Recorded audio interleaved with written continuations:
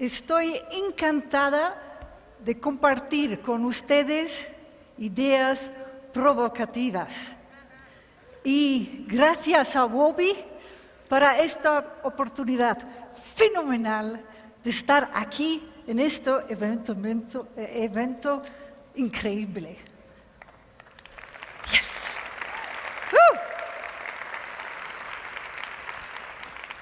Le voy a hablar, I'm going to talk to you about global nomadic leaders in breaking the cultural failure, understanding the uniqueness of global nomadic leaders. My passion are three. It's first, leadership coaching for brilliant, but toxic leaders. They have high IQ, but very low EQ. The other is coaching global nomadic leaders, and as Chris said, they're leaders that go around the world for their companies and develop particular aspects. Also, coaching high potentials to transition in different positions after promotion or an expatriation. I love to research, to coach these people and these leaders. So today's outcome, but before that, I want to ask you, how many of you have worked in Mexico City and elsewhere than Mexico City? Let's see some hands. Whoa, okay. How many of you have worked abroad in a multinational, or worked abroad or studied abroad? I want to see some hands. Whoa, this is great. Okay, so this concerns all of you, and I'm going to go over a review of the global trends. Oops.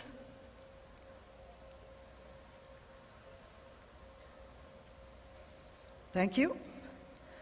How these global trends are affecting our leaders, how leadership failures impact us, all of us. And then, this is my best part. You will be the decision makers, the stars of a case study. And you will have to decide who to choose. Then we'll do the pros and the cons of global nomadic leaders to help you decide and make this important decision. Then we'll see, to help you decide as well, what do the big global leaders look for in their leaders? And then we'll have to identify what is the right leader for the right situation. And that's your decision. So let's start. What global trends are accelerating? Price Waterhouse did an excellent study on mobility. So let's look at it. You can see that here in 1970 to 1990, most of the expatriations took place from the States, from New York to China, from California to Europe, to Paris. But most US was sending their leaders abroad.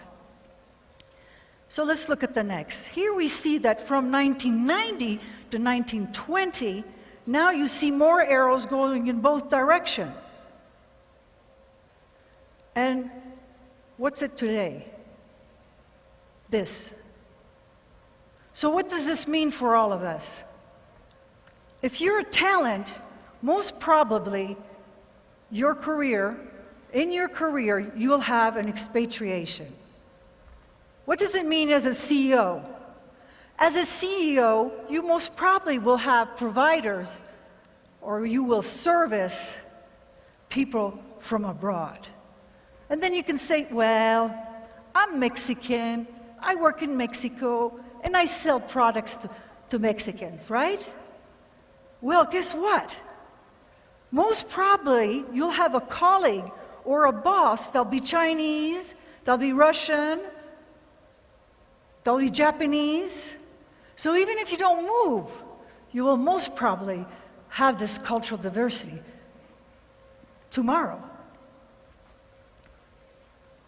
So let's see some examples of the global trend, which you have seen yesterday a lot. So one is the technology. Did you know that in 1950, all the computer power in the world is now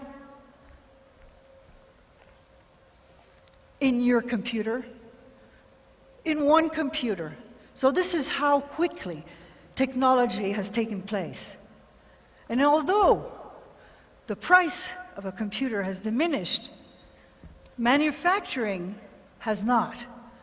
So if you want to invest in competitive advantages in technology, just to have a manufacturing company for computer processor chips is between 1 billion to 6 billion.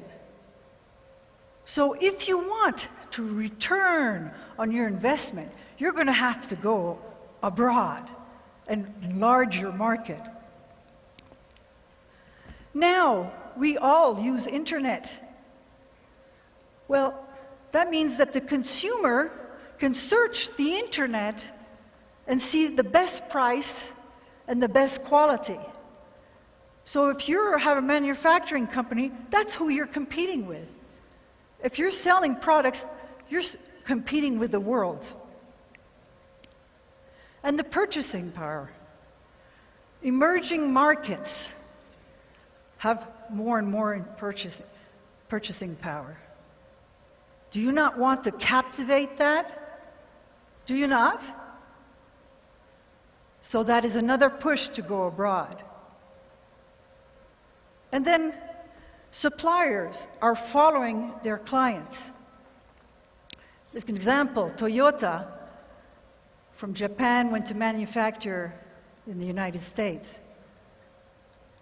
And they said to the preferred clients, suppliers, the preferred suppliers, Japanese, if you want to be our preferred suppliers, you too will have to follow us to the States. So again, the manufacturing is a big market. And finally, taxes are increasing in Mexico.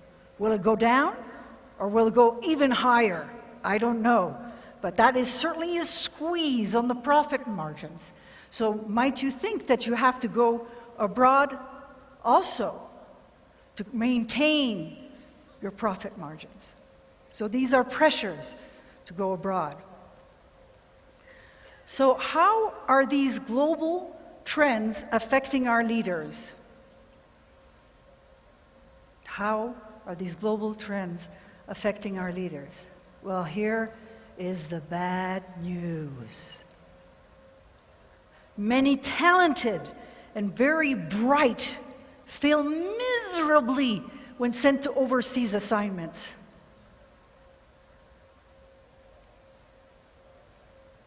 How much does it cost us? 40% fail after 18 months. It costs 10 times the base salary plus bonus. When it fails, can you imagine the decrease in productivity? And also the others that wait to see if their boss, what they say, what they do, and of course, that too affects. So I imagine that you want to do better with your pesos and invest them wisely. And how does these global failures apply to all of us?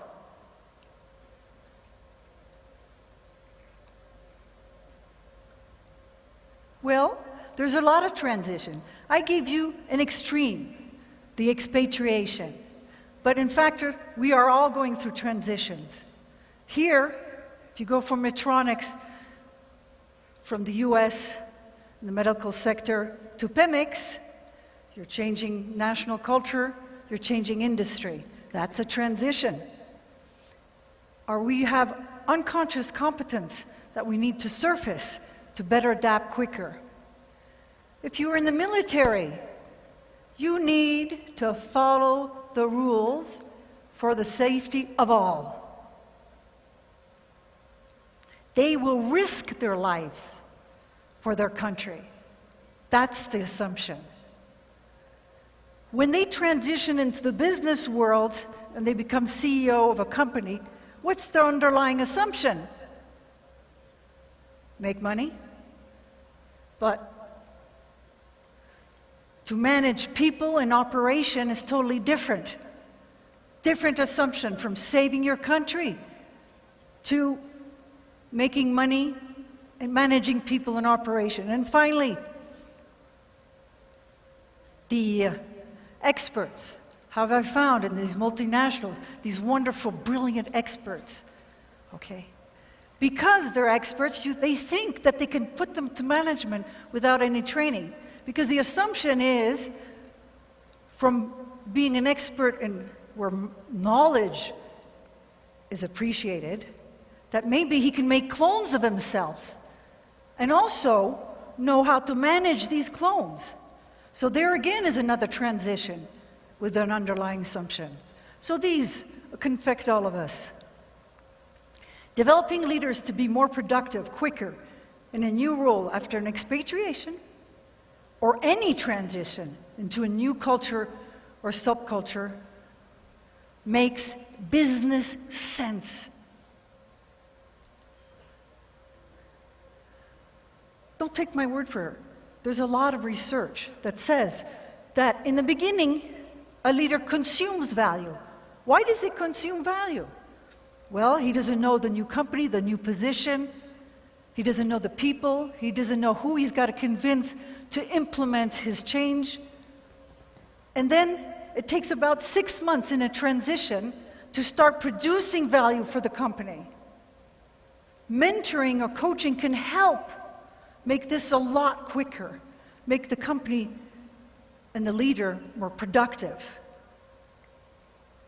If it's an expatriation, it's 18 months to start producing value for the companies. So here's the fun part, the case study. You need to decide between two expatriates. Your job is online. So let's say, this is a prestigious watch company. Prestigious watch, Swiss watch. I come from Switzerland, okay? You are the director of Asia. There's 15 offices around the world for the Swiss watch company. And the board of directors has said Asia is a strategic market to develop. You have 2 direct reports that report to you, high potentials. They're grooming them to take a more important role and be in the executive committee of this multinational or large PMO. There's around 5,000 people.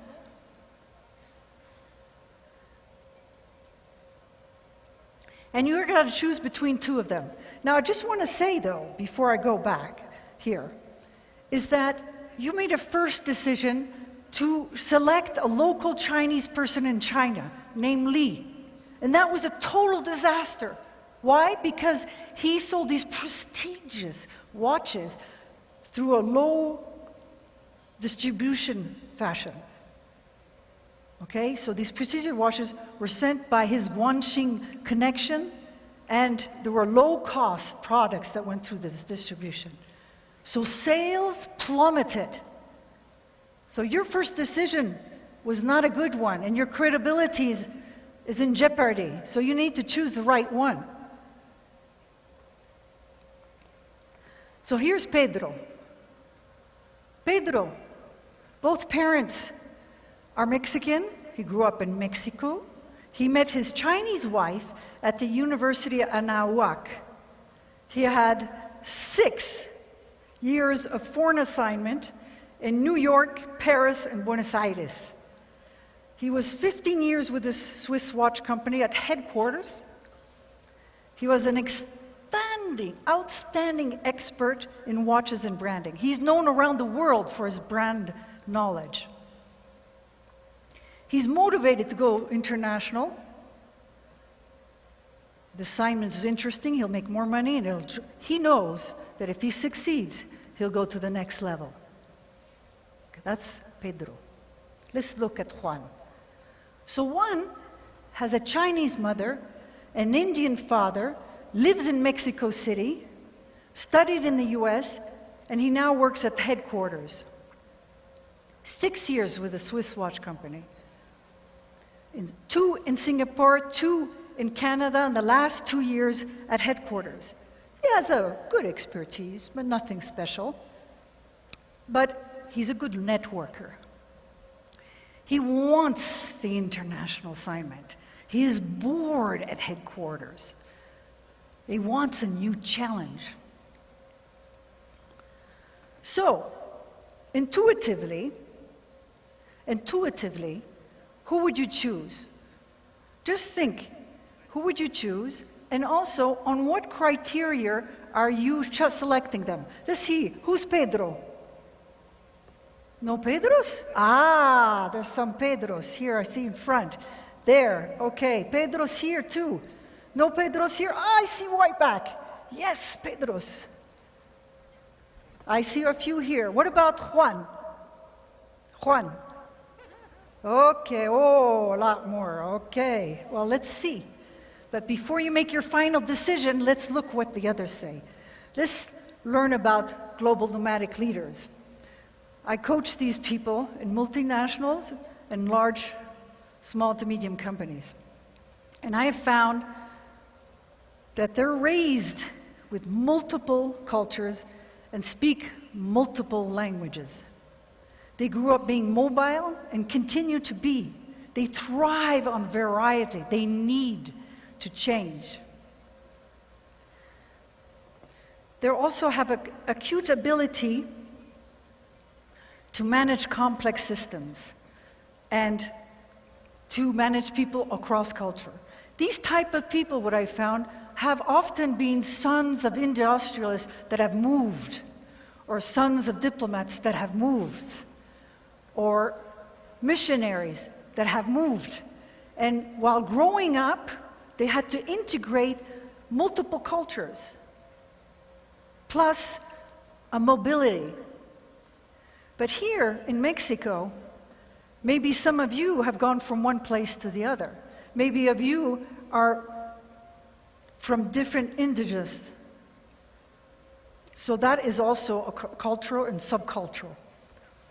But these James Bonds that are very good cross-culturally, that every 2 or 3 years they move countries and thrive on it, they are at ease everywhere and nowhere.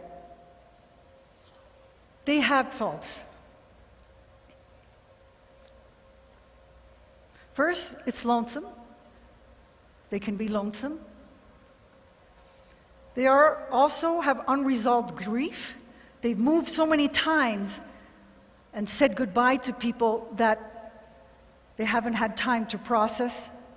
They feel rootless, as I said, they feel at ease everywhere and nowhere. And they're bored easily.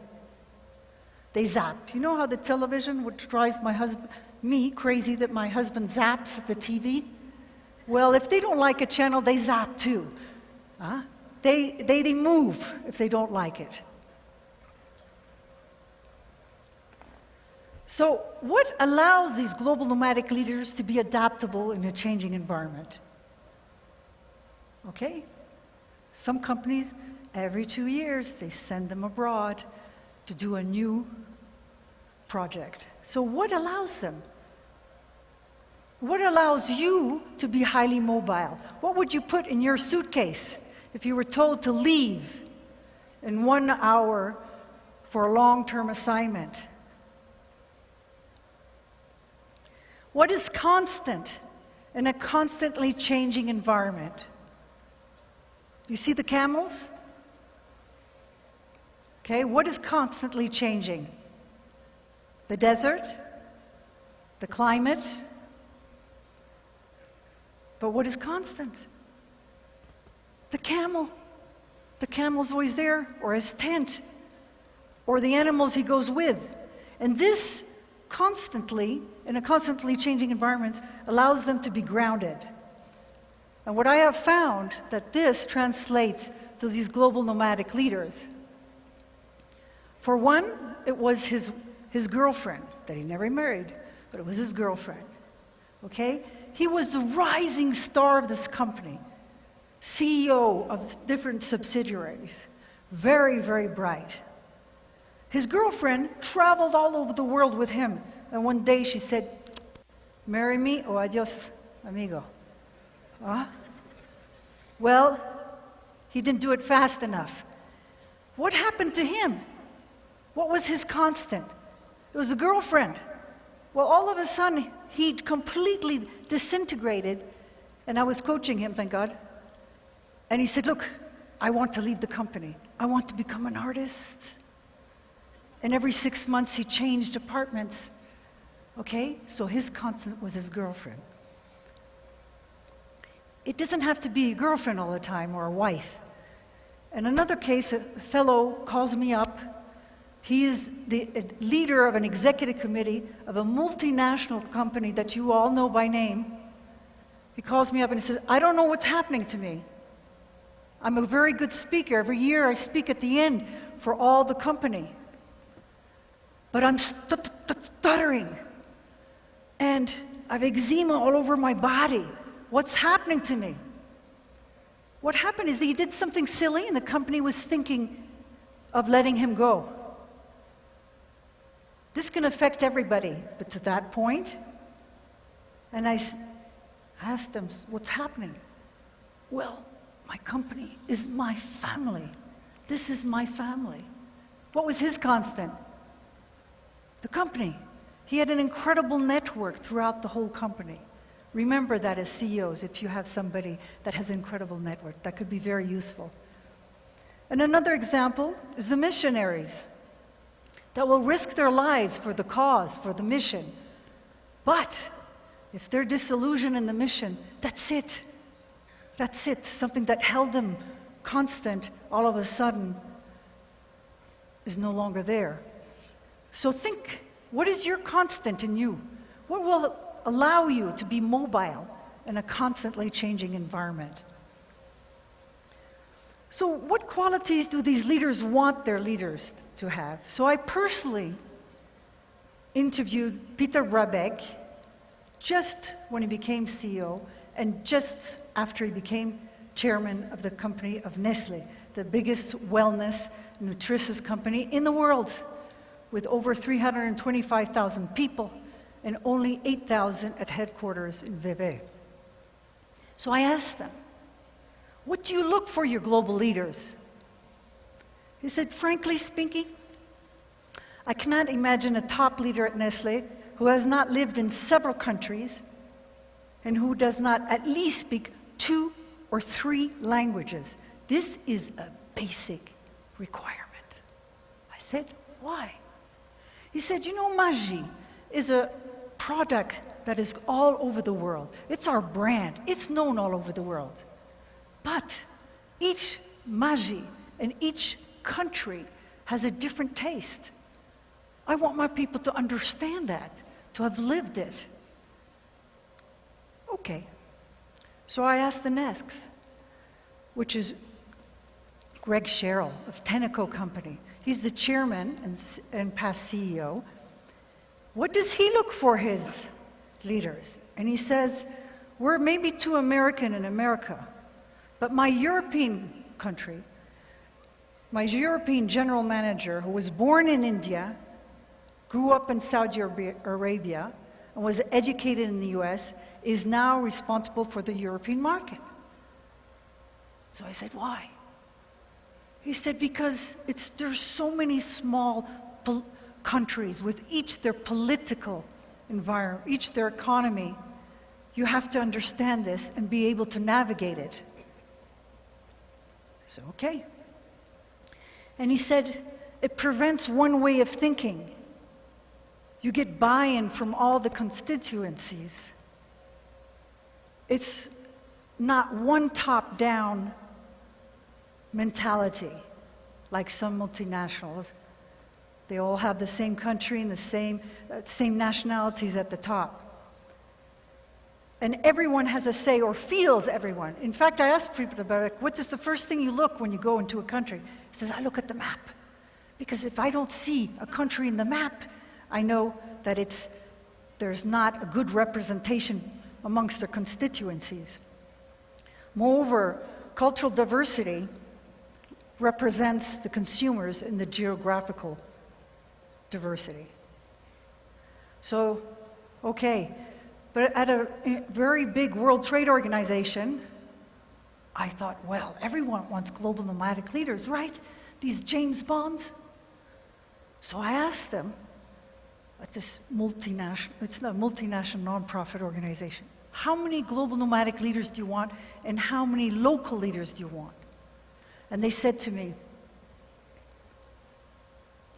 we want 50-50. I said, why? Well, we want global nomadic leaders because they'll integrate, negotiate very well because they're sensitive to all these different countries. But we also want a local leader going abroad because they have an incredible network. And our company needs commerce with these people. We need commerce with the local people. And so we want someone that represents. And then a Tunisian in the back says, hey, they wouldn't want me, Tunisian, because I'm half French and I'm half Tunisian and I grew up in Mexico and then in China. They don't see me as a good representative. So there's a place for everybody. So what is today's global leaders' biggest cause of derailment? What makes them derail? The fit with the culture or the subculture. It's not the business drivers. It's the fit, not integrating into the culture of the company or the subculture of the company. So now it's my turn. Who is the best candidate for the organization's objective? A Pedro or a Juan? Okay, let's go again. Who's of the Pedros? Less and less. Ah, courageous. And who's the Juan? Okay. Well, let's look. Decisions to make and promote or send leaders abroad are based on what?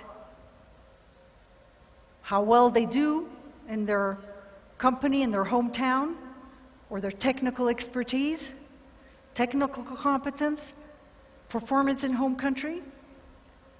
This is not good enough. It's good, but not good enough.